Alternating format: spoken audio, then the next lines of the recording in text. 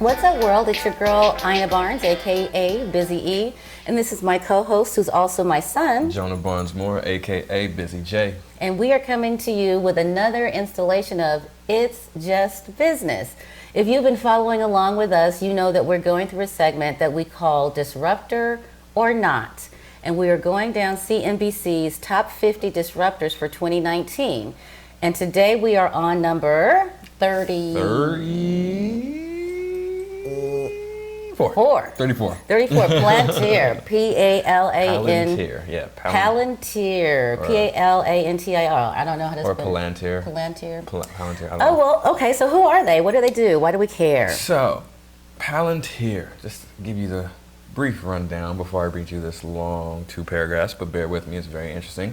So the founders of Palantir are Alexander Karp, he's the CEO. Co-founders are Joe Lonsdale, Nathan Greetings, and Peter Thiel, and Stephen Cohen.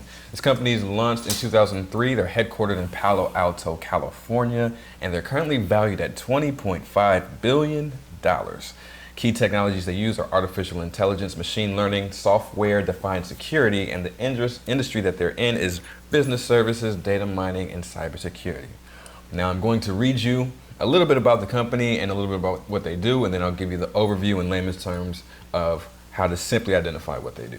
Okay? So, as the drumbeat of a potential IPO this year grows louder, Palantir keeps expanding. In March, the secret of Silicon Valley data analytics company, co-founded by PayPal founder and Trump advisor Peter Thiel, won an Army contract worth up to $800 million. As CNBC reported, it is the first time that a venture-backed firm has been named a defense program of record, meaning that it is basically falls into the category of the biggest multi-year project awarded by the Pentagon. It beat out Fortune 500 company Raytheon for the contract. This comes after a smaller yet still significant contract with the federal government's National Institutes of Health signed in September. The 3-year contract is another sign that the government values Palantir's offerings, and it enables the company to push further into rapidly growing healthcare and biosciences market. In its early days, Palantir did most of its work with the Pentagon and the CIA in Iraq and Afghanistan. Its software can take mounds of data from an organization, financial reports, cell phone records, social media postings, for example, and transform it into maps, charts, and other actionable forms of intelligence. Palantir can then report back to a client any news of potential trouble, whether it be terrorism, financial fraud, or even human trafficking. The government's success has led to contracts with the private sector, including BP, Merck, Airbus, and Fiat Chrysler's North American factories. So, what does all of that mean? Right? So, after researching their product, the simplest way to put it is they are a data integration and data flow mapping software, right? So what they can do is they can go into a company that has tons of different data points, different databases, right? Mm-hmm. They can integrate that data together and also give people the ability to map it out and draw the connections between pieces of data, right? And so the popular video that you can search for yourself is on YouTube. Just look up Palantir, and one of the case studies that they use is for financial fraud, right? So you can literally track account activity, account transactions, when accounts open, when accounts close. You can also get to where these accounts were open, the names, what other accounts they actually link and send money to, right? But you can actually map it and show like a flow chart, right? So it really helps you picture the intelligence and integrate data from a bunch of different data points to help you identify trends, or whatever, solve a bunch of different problems that your organization may have, right? And so the biggest thing that stood out to me is that the CIA used it, right? And so, the CIA is constantly tracking down different targets for whatever reasons. So they need that intelligence of where the person is, who they're interacting with, what their network is like. And so Palantir was assisting in that process, making it a lot easier and a lot simpler to identify targets or identify trends and connections, right? So that is something that is very valuable, especially in today's data economy, right? Because everything is about data. How much data? Your customers' data. You need to know how they first heard about you to what they actually think about using your service and every single touch point in between. And this is a software that you can actually use to achieve that sort of goal, right? Analyzing your data, mapping your data, and integrating your data. So, with all of that being said, we are actually going to ask the question, are they a disruptor? Right? Are they a disruptor or not? So, the first, for those of you, this is your first time watching, a little bit about us. At JBM Consultants, we developed the counter innovation theory. And this theory is basically providing a framework for disruption. We believe that most of the disruptors of our decade, right, such as Facebook, Amazon, Apple, Netflix, Google, Uber, and Lyft, the Mount Rushmore of disruption, we like to call them, they do one of three things. If you analyze and look back at their strategies and their products and services, they do at least one of these three things or a combination of them. The first thing is they challenge the status quo, they develop the disruptive technology, or they address high priority, unrecognized pain points. So what we're doing in this segment is we're literally looking at Palantir and we're putting them up to the test, up to these three criteria to see if they do one of these three things. If yes, they're disruptive. If they don't do any of these three things, then they are not disruptive. So, simple pimple. With all that being said, Okay. The first thing that we always like to start with is challenging the status quo. And so, for this one, I'm going to say yes. I don't know. Let me. I don't think. I wrote down yes. Why do you think so? Let's start there. Because when you challenge the status quo, that means that others are going to have to do things either the way that you do it or differently. And that's what happens, right, when something is challenging the status quo. Yes. And I think that they do that with how they're using the technology that was already existing, the way that they're using it. The way that they're using The way that they're using it is different. They're applying it differently, and it's challenging. I think it's challenging the status quo. Gotcha. Yes. I would agree, but it's more about.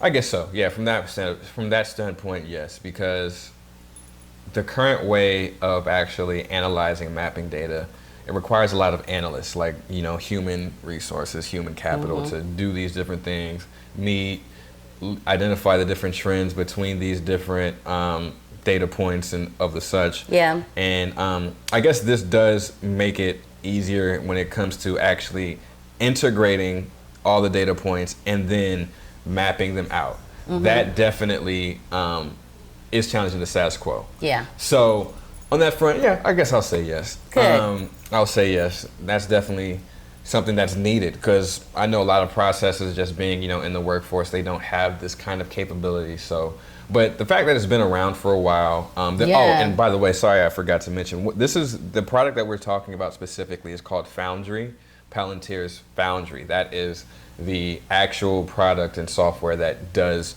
the data integration and mapping. Right, because they have another one called Gotham. Yeah, Gotham, yeah. Yeah, that integrate, manage, secure, and analyze all of your enterprise data. Okay, and then Foundry. So Foundry is the one that does the data mapping. Is a seminal problem of the digital data integration. Okay. Foundry encodes our experience in an open, interoperable, and extensible platform. Right, and that basically means they build it so the first product, Gotham, integrates the data. The second product, it's okay. Go the ahead. second product, Foundry, actually allows you to. I can't even think with that thing. I know it's very disruptive. That's a disruptive technology. We have some sound going around up in the background. So the Foundry actually gives you the ability to create the maps, the visual data maps, and link the connections between those different data points. So, yeah, previously the way that people do that is like through analysts doing research, running queries. I'm sure everybody's heard of SQL or use Microsoft Access. So you run queries and then you try to compare two different data and do different data points. Right. And because this software has the data integration, it can actually let you do that a lot faster, a lot simpler, right? One of the things that they were saying on their website and also in the article was that typically it would take, depending on how much data there was, it would, for the connections that Palantir's Foundry can make, it would take an average analyst or a group of analysts about 3 to 4 weeks maybe a year if it's super extensive data Right. that they need to mine through. So this actually makes it a lot faster, makes it a lot more efficient, and makes it really simple. So we'll say a yes for challenging the status Yes, quo. for challenging. Developing the disruptive technology. Now, I don't think so. I don't think they did that.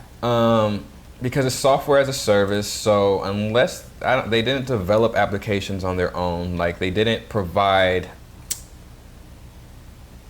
develop a technology that provides new capabilities. They kind of just built an application on a platform, so to speak.